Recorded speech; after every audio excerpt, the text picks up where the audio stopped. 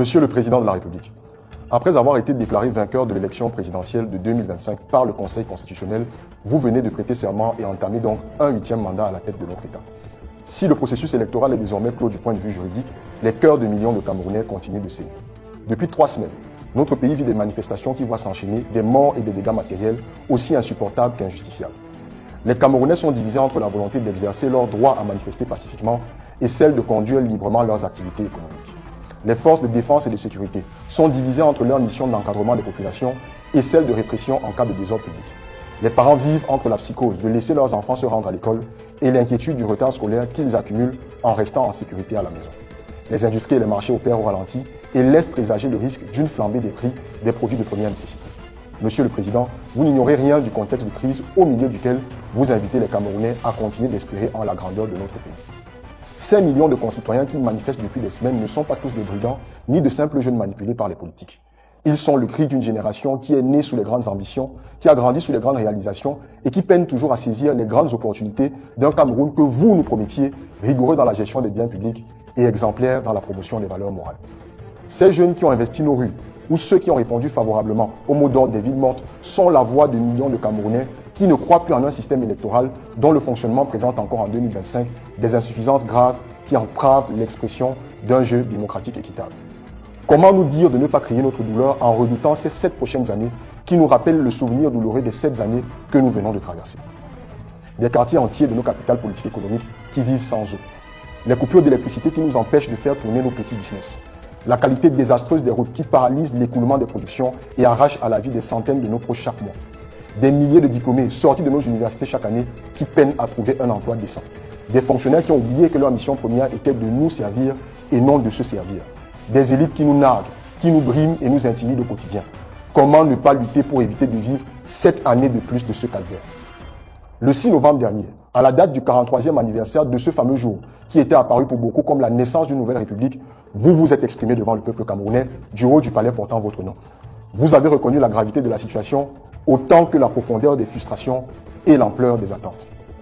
Vous avez dit tendre la main à tous et à chacun pour qu'ensemble nous jetions les bases pour un avenir meilleur. Vous avez appelé à l'union sacrée pour la paix. Monsieur le Président, comment construire une paix durable dans l'injustice? Comment construire une paix durable quand les gouvernants sont sourds aux cris de détresse de leurs administrés? Comment construire une paix durable en l'absence d'un développement économique qui crée de la prospérité? Comment mendier la paix quand les richesses de tous sont prises en otage par une petite minorité?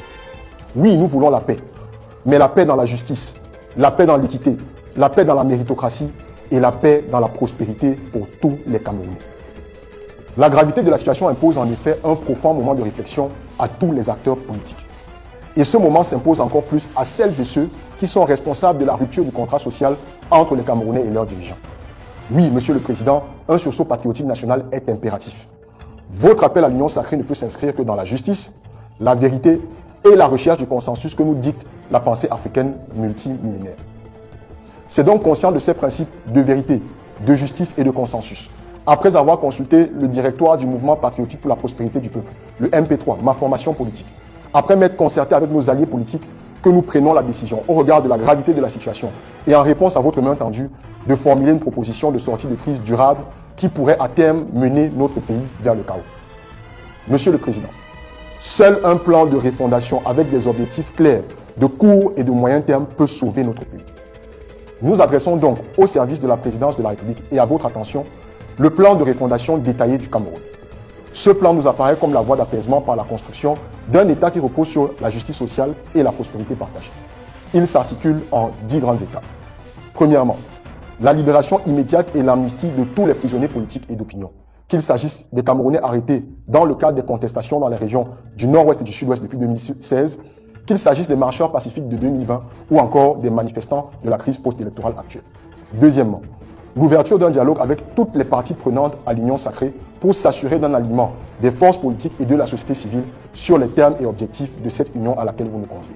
Troisièmement, la constitution d'un gouvernement d'union sacrée. Ce gouvernement devra prendre en compte l'équilibre des forces politiques et intégrer une forte présence des jeunes de moins de 50 ans et des femmes. Quatrièmement, la mise en place d'un dispositif coercitif de lutte contre la corruption et l'enrichissement illicite pour gouverner avec rigueur et transparence et afin de préserver les richesses nationales auxquelles servent l'épanouissement de tous les Camerounais. Cinquièmement, la révision consensuelle du code électoral avant la tenue de toute nouvelle élection. Sixièmement, la structuration et l'amorce d'un plan national de souveraineté pour assurer un développement économique et social qui se fonde sur l'exploitation durable de nos ressources naturelles. En 7, l'organisation des élections municipales et législatives sur la base du nouveau code électoral.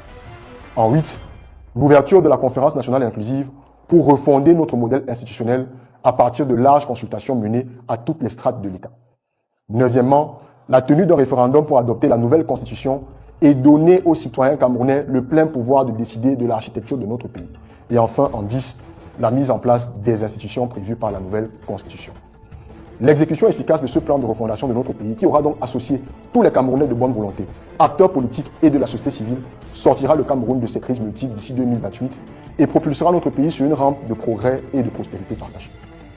Toute autre démarche non inclusive ne fera que repousser l'explosion inévitable de ce volcan qui gronde sous nos pas. Monsieur le Président de la République, que cette adresse vous parvienne. Que nos mots soient enfin entendus comme le cri de millions de Camerounais qui sont désespérés par une gouvernance qui n'a cessé de condamner notre avenir. Que le sacré soit véritablement au cœur de l'unification de notre pays. Que Dieu et les ancêtres veillent sur le Cameroun. Je vous remercie de votre attention.